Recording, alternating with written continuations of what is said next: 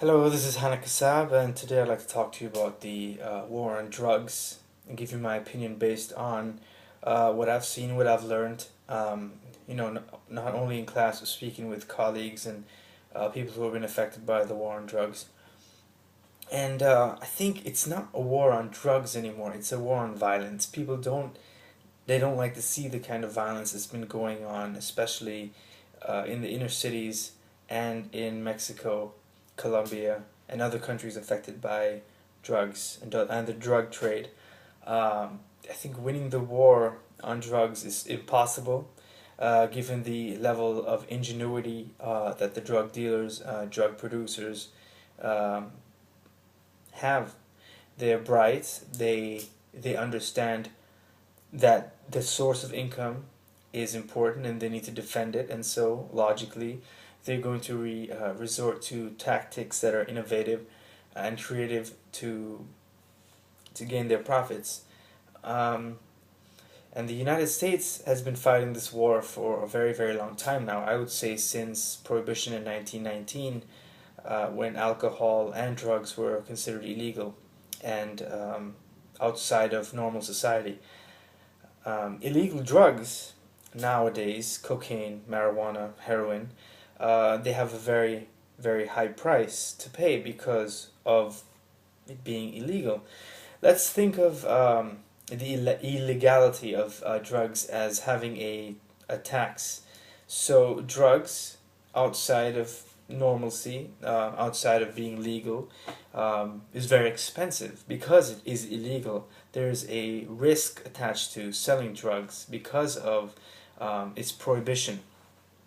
And so people, drug dealers and producers, they sell their product at a very high price because they have the risk attached to it. And so th- the reason for the high price is because of its illegal nature. Um, Now, if one was to take away that tax, let's say the tax that is on the drugs, then you can see that it would be cheaper. And cheaper drugs means less profits for the dealers. Um, Now, let's just make an assumption that everyone is tired of the status quo. Um, there's not, let's assume that drugs are no longer uh, feared. Let's say that it becomes something like it becomes understood as, let's say, alcohol or cigarettes. Cigarettes can kill you, just as like alcohol abuse can kill you. So, in that sense, let's assume, for the sake of argument, that drugs are just as dangerous as alcohol and cigarettes, knowing in our minds, of course, that this is not the case. Um, then if you can treat the situation, if you can treat these things as a societal problem of something you want to educate your children not to partake of because it hurts your health, then we can like cigarettes, then we can reconsider a number of other alternatives. Now, putting that aside, let's take the example of the Mexican situation. In Mexico, drug dealers are so bright and creative that they've devised ways to get their drugs into the country. No matter, it doesn't matter, regardless of the efforts made by the United States government to stop the flow of drugs into the country, they have failed because of the ingenuity of the Mexican drug lords to bring the product into the States. Now, they do this not only by sneaking it in, in the country through, let's say, their body cavities or inside of trucks and cars and so forth, but they do it in other situations, other tactics as well. They're doing so by use of catapults, catapulting the drugs over the fence, that's over the border. They do so by using ramps. They take a ramp and put it right up to the wall to safely go up and over the wall. And they drive a car over it, and the car is loaded with, of course, drugs.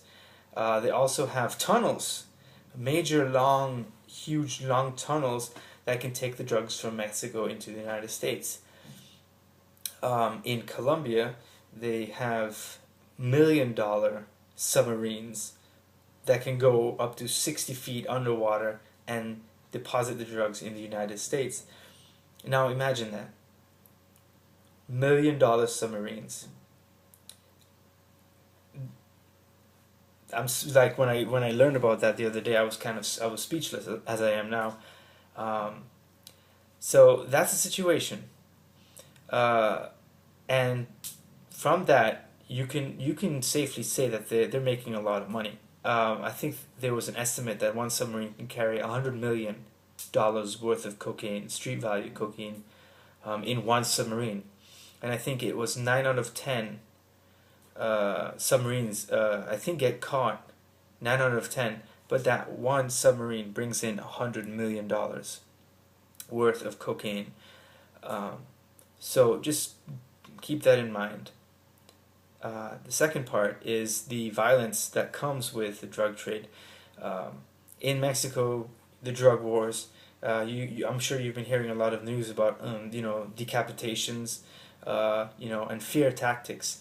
Now this is these up to 30,000 people have been killed, and this is just done to intimidate the other side, the other warring faction, what have you, and this is something that we can't just explain away and say, well, we send the army in and to take care of the situation.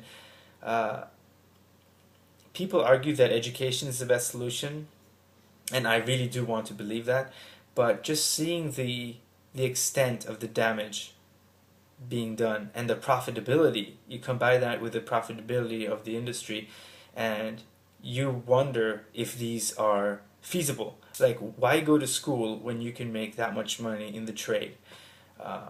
So what do I propose? I propose a very dramatic solution, one that many people oppose, and that would be to take away the incentive, to take away that high price. And how does one do that? Well, one has to legalize the drug.